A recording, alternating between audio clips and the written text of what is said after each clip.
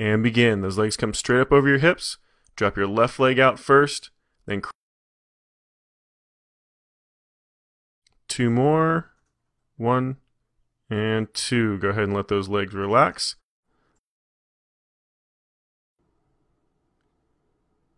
And begin.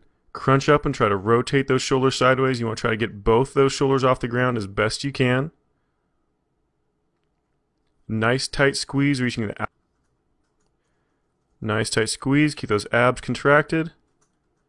And there's your last one right there. Go ahead and let it relax. Next one is going to be the Pilates side hip raise. Almost done. Just one more. And let it relax. And begin. Bring that hip up nice and high. Same thing, you're going to try to pull that right shoulder down towards that right hip. Get a nice tight squeeze in that oblique. And let that hip drop back down, but don't completely touch. Keep a little bit of a hover.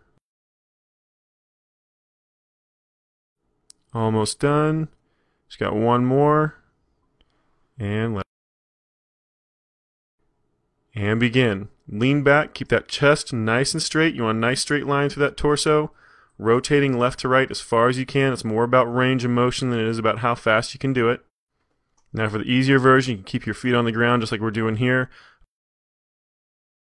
Almost done. And let it relax. Alright, move. And begin. Get those legs up there nice and high. Straight up. Don't let them come over top of your stomach. You want them right on top of those hips. Crunch up like you would with a regular crunch, but instead of forward, you want to go straight up like you're trying to touch those toes.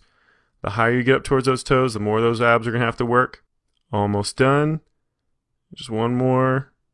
And let it relax. And begin. Go ahead and get up in that push-up position. Nice straight line from your shoulder all the way down to your ankle. Alternating legs, lifting one then the other. Try to keep those hips as stationary as possible. Almost done. Just one more on each side.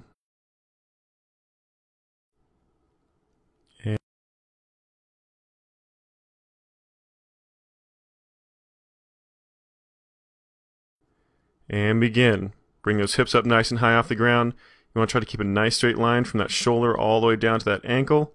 Then alternate those legs, trying to keep those hips up nice and high. Trying to not to let them swing left to right as you switch those legs. One. And let those hips drop.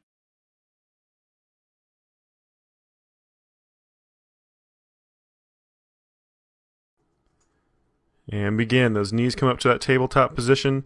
90-degree on that knee, 90-degree on that hip. Make sure that knee is directly above that hip joint. Doesn't come in any further over top of that stomach. Then nice and slow, alternate those legs.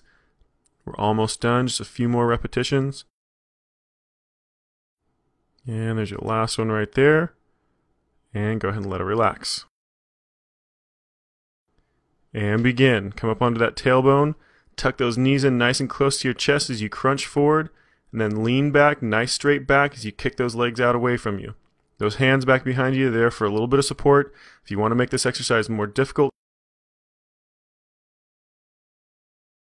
2 left. And let it relax.